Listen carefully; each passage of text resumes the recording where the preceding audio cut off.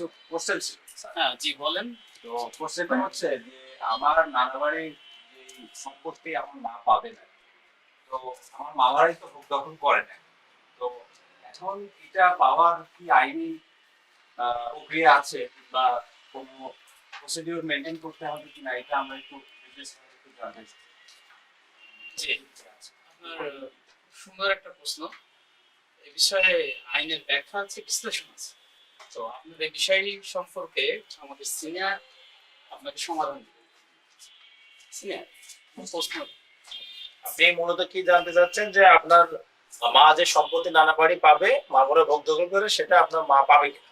আইনে গেলে আইনগত কি আইনি বিধান প্রক্রিয়া আছে? আছে কি? হ্যাঁ, আপনার মামা যেভাবে সম্পত্তি পাবে আপনার মাও একই রকমই সম্পত্তি পাবে। আপনার মা একজন মামা যদি হয়ে থাকে তিনি 2 ভাগ পেলে আপনার মা পাবে 1 ভাগ। এইভাবে 2:2 ভাইরা পায় 2 আর বোনরা পায় 1, 2:1। এইটা হলো বিধান। আর আপনি যদি এই সম্পত্তি পেতে চান তা আপনার মা আপনার পিতার বাড়িতে, এবার আপনার অনেক সময় প্রশ্ন হতে পারে যে আমার পিতার বাড়িতে সম্পত্তি পাবে কিনা।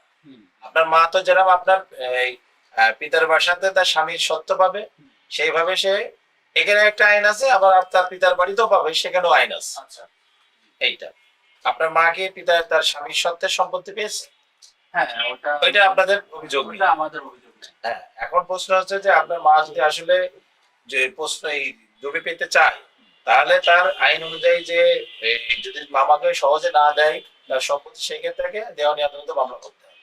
দেওয়ানি আদালতে যে আইন সংশ্লিষ্ট যিনি আইনজীবী হবে, যদি আপনি আমাদের দিয়ে করেন, আমাদেরকে বা অন্য কাউকে দিয়ে, তাহলে আপনি যে জেলার যেখানে হোক সম্পত্তি, আপনার সম্পত্তি যে জেলা অবস্থিত আপনাকে সেই জেলায় মামলা করতে হবে।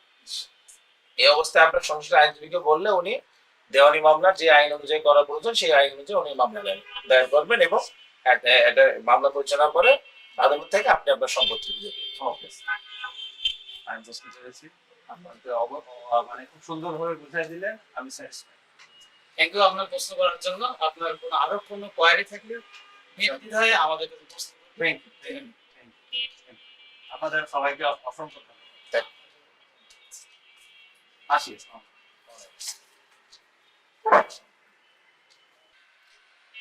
এই যে ব্যক্তি আসলো উনি যেভাবে প্রশ্ন করলেন বা ওনার যে জানার যে ইচ্ছা, এই একই রকম ভাবে আপনাদের যদি বাংলাদেশ থেকে বা দেশের বাইরে যারা বাংলাদেশি থাকে, দেশ ও বিদেশ থেকে আপনাদের যদি কোনো প্রশ্ন থাকে ফ্যামিলিগত, আপনাদের পারিবারিক বা আপনাদের যে কোনো আইনের বিষয়, সেটা সিভিল হোক, ক্রিমিনাল হোক, ইনকাম ট্যাক্স, এনি আইন, আপনারা বাংলাদেশের আইন জানার জন্য আমাদেরকে যে কোনো প্রান্ত থেকে প্রশ্ন করতে পারবেন বিনামূল্যে। আমাদের পেজে যাবেন, সেখানে আপনাদের প্রশ্ন করার অপশন আছে, আপনি প্রশ্ন করবেন এবং আমরা এই প্রশ্নের উত্তর যত দ্রুত সম্ভব সমাধান করে অ্যাকুরেটলি আইন অনুযায়ী আমরা আপনাদেরকে সমাধান দেওয়ার দ্রুত গতির চেষ্টা করব।